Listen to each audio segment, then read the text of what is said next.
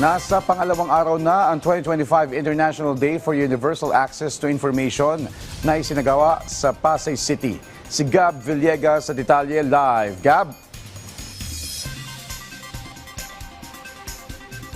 Joshua, ilang mga paksa ang inaasahan tatalakayin dito sa pagpapatuloy ng mga aktibidad para sa 2025 International Day for Universal Access to Information dito sa Pasay City.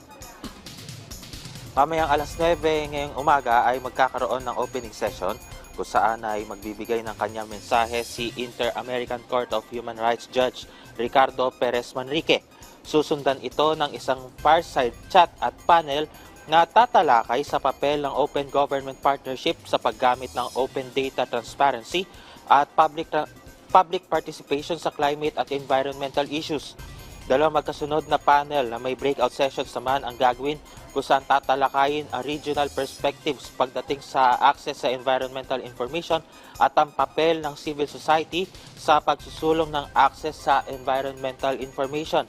Joshua, mamaya sa closing ceremony ay inaasahang magiging keynote speaker si Budget Secretary Amenah Pangandaman at mamaya rin ay inaasahan na ilalabas ang 2025 IDOAI Manila Statement na ihimok sa mga bansa na pabilisin ang pagpapatibay sa access to information legislation bilang mahalagang hakbang sa pag-abot ng Sustainable Development Goal 16.10 na pagsapit ng taong 2030. At yan muna ang update mula rito sa Pasay City. Balik si Joshua.